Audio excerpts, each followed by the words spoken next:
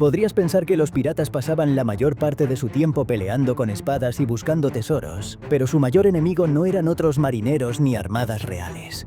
Era algo mucho más simple: encontrar agua limpia para beber. Déjame decirte algo curioso sobre navegar en la década de 1700. Los barcos podían llevar suficiente carne salada y galletas duras para alimentar a una tripulación durante meses, pero el agua, esa se convertía en una sopa repugnante de algas y bacterias más rápido de lo que podías decir yo jo jo. El pirata promedio necesitaba al menos 1 galón de agua cada día solo para mantenerse con vida en el calor abrasador del Caribe.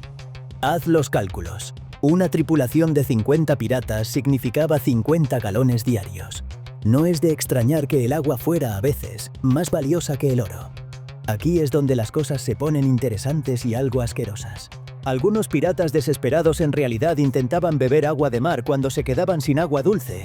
Mala idea. El agua de mar contiene alrededor de un 3,5% de sal, mucho más de lo que el cuerpo humano puede manejar. Beberla básicamente obliga a los riñones a trabajar horas extras. Tu cuerpo usa más agua tratando de deshacerse de esa sal que la cantidad que realmente bebiste. Algunos piratas aprendieron esto de la peor manera, y digamos que no fue nada agradable. Una vez leí sobre un barco pirata que se había quedado sin agua durante días. Algunos miembros de la tripulación estaban tan desesperados que mezclaron agua de mar con vino, pensando que el alcohol la haría segura. Alerta de spoiler: no fue así. La mayoría de ellos se enfermaron gravemente y la situación empeoró aún más. Ahora, uno pensaría que alguien habría encontrado una solución mejor.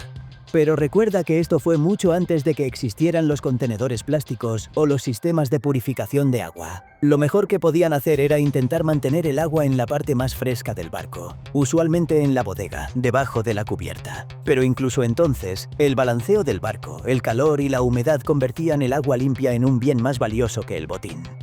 La situación del agua era tan grave que los piratas a veces modificaban por completo sus rutas planeadas solo porque alguien les hablaba de un manantial en alguna isla perdida. Imagina ser el pirata más temido del Caribe, desviarte de tu misión solo porque necesitas urgentemente un trago de agua. Hablando de reputaciones, hay una historia poco conocida sobre Barbanegra. Todos lo conocemos como ese pirata aterrador que ponía mechas encendidas en su barba para intimidar. Pero lo que muchos no saben es que era bastante astuto en la gestión del agua. Atacaba barcos que transportaban agua dulce, sabiendo que esos cargamentos eran incluso más valiosos que las riquezas. Y justo cuando las cosas se ponían realmente desesperadas, los piratas miraban al cielo como su última esperanza. Cuando aparecían nubes de tormenta, toda la tripulación se activaba. En cuestión de minutos, el barco entero se transformaba en una máquina para atrapar agua. Las velas, que normalmente atrapaban el viento, se inclinaban estratégicamente para formar canales que dirigían la lluvia hacia barriles y contenedores. Ajustaban ángulos, discutían por quién se encargaba de qué vela. Las delanteras eran las más codiciadas, ya que recibían agua más limpia, sin tanto excremento de pájaro. Pero los piratas no se limitaban a las velas. Las superficies de madera también se convertían en parte del sistema de captación. Las canaletas de la barandilla, que normalmente evitaban que el agua salada se desbordara en cubierta, se usaban para canalizar el agua dulce hacia barriles. Algunos incluso tallaban ranuras adicionales en los tablones para dirigir mejor el flujo. Sin embargo, recolectar agua de lluvia no era tan sencillo. La primera agua que caía solía estar sucia, llena de restos acumulados por semanas. Pájaros, sal del mar, polvo. Por eso los más sabios dejaban que el barco se bañara durante los primeros minutos antes de empezar a recolectar. Durante tormentas grandes, los piratas llegaban al punto de dar la vuelta a sus sombreros para atrapar agua. Algunos incluso se quitaban las camisas y las escurrían dentro de cubos. Un testimonio español describe a una tripulación pirata que parecía hacer una especie de danza de la lluvia, cuando en realidad solo estaban tratando de recolectar hasta la última gota. Pero no siempre podían contar con la lluvia. A veces pasaban semanas sin ver una nube. Ahí es cuando los piratas se volvían verdaderamente creativos. Se establecían reglas estrictas para el uso del agua. Más estrictas incluso que las normas sobre peleas o el reparto del botín. Romper las reglas del agua podía meterte en más problemas que robarle al capitán. Un barco llamado Morning Star logró recolectar tanta lluvia en una sola tormenta que pudieron prolongar su viaje en 2 semanas. Lo celebraron con lo que llamaban un banquete de agua, una ración extra para todos. Puede que hoy no nos parezca gran cosa, pero en esos tiempos, eso era mejor que encontrar un cofre de oro. Los más hábiles incluso aprendieron a predecir cuándo llovería, observando las nubes o el comportamiento de las aves marinas. Ajustaban sus rutas buscando tormentas, como si fueran meteorólogos disfrazados de corsarios. Pero aún con todos estos trucos, había momentos en que el cielo se negaba a ayudar. Entonces los piratas bajaban a tierra firme a cazar agua. Los mapas del tesoro eran importantes, sí, pero los verdaderamente valiosos eran aquellos que marcaban manantiales y fuentes de agua dulce. Estos mapas eran más secretos que cualquier ubicación de oro enterrado.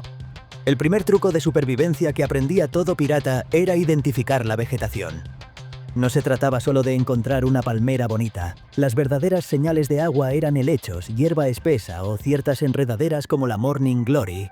Donde crecían esas plantas, había agua cerca. Los piratas también aprendieron a cavar pozos de filtración en la arena, a unos 50 pasos tierra adentro desde la costa. La arena actuaba como filtro natural, dejando entrar agua subterránea dulce y bloqueando la sal del mar. Bastante ingenioso para un grupo de forajidos. Mi técnica favorita es lo que llamaban el truco del pájaro. Los piratas observaban a las aves, especialmente al amanecer o al atardecer. Las aves como nosotros también necesitan beber. Si veías una bandada volando en una dirección concreta, probablemente se dirigían al agua. Un capitán incluso escribió que su mejor fuente de agua fue encontrada siguiendo loros ruidosos, aunque añadió que parecían burlarse de él todo el camino. A veces la situación se volvía tan desesperada que los piratas se veían obligados a asaltar pueblos costeros solo por agua. Imagínate la escena, el terror de los mares, abordando un asentamiento no para llevarse joyas ni monedas, sino para salir corriendo con barriles de agua. Hay una historia curiosa sobre una tripulación que, en 1718, atacó un asentamiento español. Robó todos los depósitos de agua, pero sintió tanta culpa que dejó atrás una pequeña bolsa con monedas de oro como forma de pago. Parece que incluso los piratas tenían momentos de conciencia. Los más expertos aprendieron a leer la tierra como si fuera un mapa viviente. Buscaban valles con forma de V, ya que muchas veces escondían arroyos en su interior. En las zonas rocosas, si veían vetas oscuras en las paredes de los acantilados, sabían que era una señal de que el agua se filtraba por la piedra. Algunos aseguraban que podían oler el agua dulce a distancia, aunque probablemente eso tenía más que ver con el ron que con sus habilidades. Otras veces simplemente optaban por secuestrar a guías locales que supieran dónde encontrar agua. Pero esto a menudo terminaba siendo una idea desastrosa. Un guía capturado engañó a toda una tripulación llevándolos en círculos durante 3 días. Otro los condujo directamente a un manantial, que resultó estar habitado por un grupo de cocodrilos furiosos. Después de unas cuantas experiencias como esa, muchos capitanes decidieron que era mejor ganarse la amistad de los lugareños en lugar de obligarlos a colaborar. Una de las técnicas más ingeniosas que adoptaron fue la recolección de rocío. Por las mañanas, cuando el sol aún no había calentado el aire, los piratas cavaban agujeros en la tierra inclinados hacia un recipiente y los cubrían con hojas grandes. El rocío se acumulaba en las hojas y goteaba lentamente hacia el contenedor. No era mucho, pero en tiempos de necesidad, cada gota contaba. La batalla por el agua no terminaba al encontrarla. Una vez recolectada, el siguiente desafío era almacenarla. Los barriles de madera eran la norma, pero no estaban hechos precisamente para conservar agua potable por mucho tiempo. Estos grandes contenedores, llamados hogsheads, podían guardar hasta 63 galones. Un barco pirata necesitaba al menos 30 de ellos para almacenar el agua necesaria para un mes. Esos son casi 2000 galones chapoteando bajo cubierta. El verdadero problema no era conseguir el agua, sino evitar que se echara a perder. En poco tiempo, el calor, la humedad y las propias paredes de madera de los barriles creaban un caldo de cultivo para todo tipo de criaturas. Los piratas le llamaban agua viva, porque literalmente se podía ver cómo nadaban pequeños organismos dentro del líquido. Un diario de 1716 describe esta experiencia como beber bocados de gusanos retorciéndose en cada sorbo. Así que comenzaron a buscar soluciones. Una de las más efectivas fue carbonizar el interior de los barriles. Básicamente los convertían en filtros gigantes de carbón activado. Quemaban la capa interior de la madera hasta dejarla negra, creando una barrera que ayudaba a mantener el agua limpia por más tiempo. Es la misma técnica que hoy se usa para barriles de whisky, aunque por supuesto los piratas no estaban pensando en bourbon cuando lo hicieron. Otra solución brillante fue dejar caer monedas de plata dentro de los barriles. No sabían por qué funcionaba, pero notaban que el agua duraba más. La ciencia moderna confirma que la plata tiene propiedades antibacterianas. A veces, sin saberlo, estaban haciendo química avanzada con métodos que hoy aún se estudian. Para mejorar la conservación, algunos sellaban los barriles con mezclas propias de alquitrán, resina, cera de abejas e incluso aceite de coco. Un capitán era tan protector de su receta secreta para sellar los barriles que obligaba a su tripulación a darle la espalda mientras él la aplicaba. Cuando fue capturado, la Marina británica le ofreció reducir su condena si compartía la fórmula. Se negó. Probablemente se llevó su secreto al fondo del mar.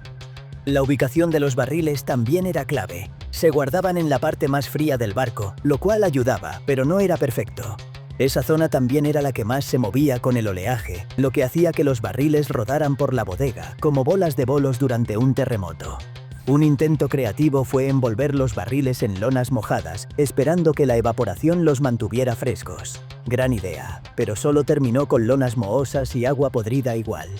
Otra tripulación pintó sus barriles de blanco para reflejar el calor, pero usaron pintura de la época con plomo, lo cual envenenó el agua, haciéndola durar más, pero por todas las razones equivocadas.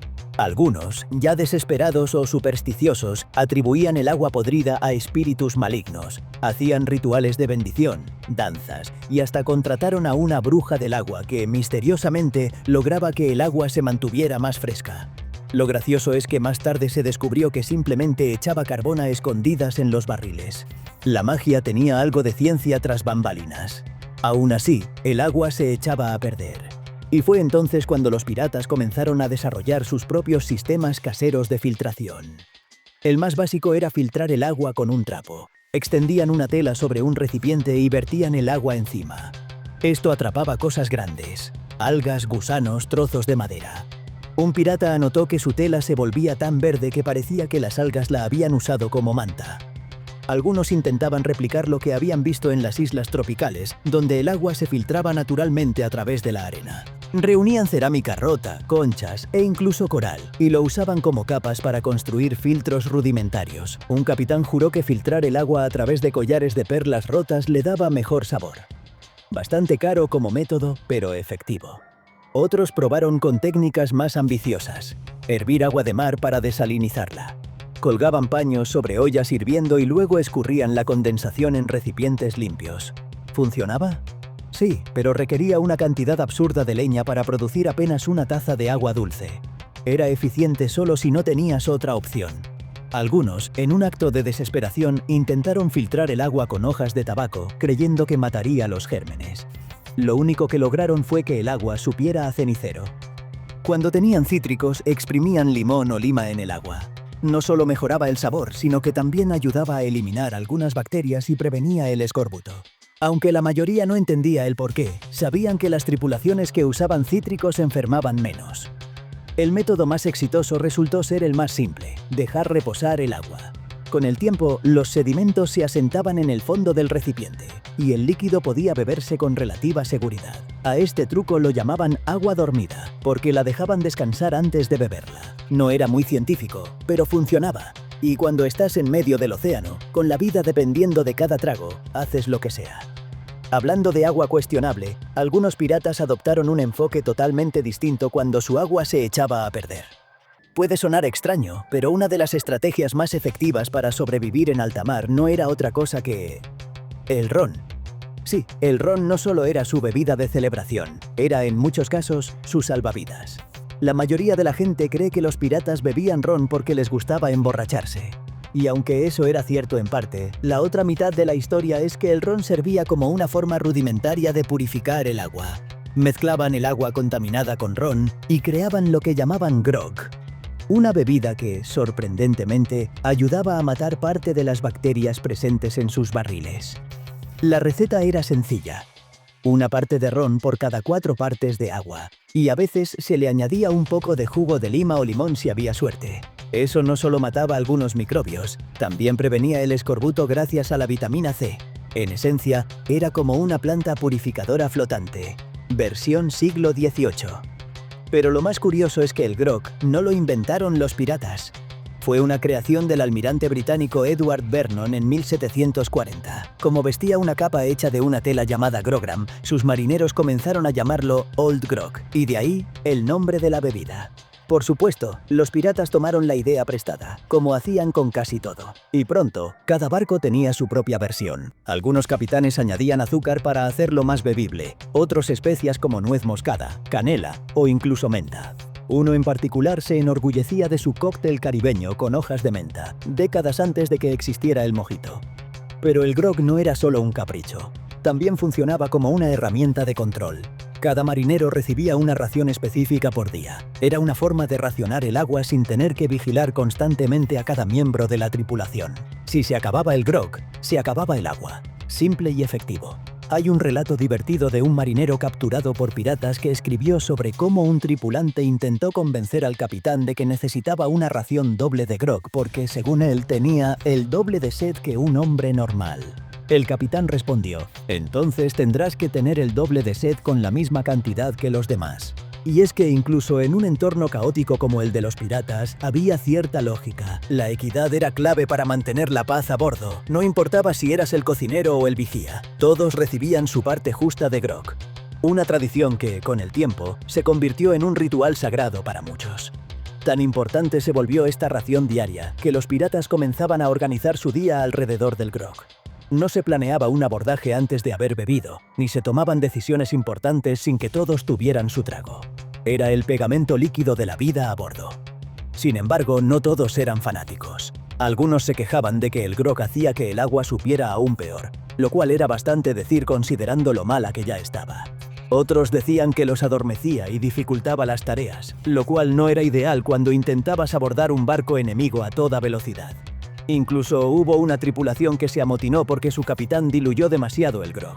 Al parecer, entre la purificación del agua y una revolución pirata, la línea era muy delgada. Lo interesante es que, pese a todos los defectos, pese al sabor dudoso y al potencial para conflictos, el grog se convirtió en símbolo de resistencia. Con nada más que barriles, telas viejas, monedas de plata y ron, los piratas lograron algo extraordinario: sobrevivir durante semanas o incluso meses en uno de los entornos más hostiles del planeta. Esa es quizás la parte más fascinante de esta historia. Los piratas eran, en muchos sentidos, inventores. Con muy pocos recursos, enfrentando condiciones extremas, desarrollaron soluciones creativas para uno de los problemas más básicos y críticos: el acceso a agua potable. Puede que su reputación esté llena de violencia, saqueos y rebeldía. Pero en su lucha diaria contra el sol, el mar y la sed, también eran maestros de la improvisación, ingenieros autodidactas y, sobre todo, sobrevivientes. Porque al final, lo que realmente mantenía a flote a un barco pirata no era su bandera negra ni su pólvora, era el ingenio de su tripulación y unos cuantos galones de agua bien guardados.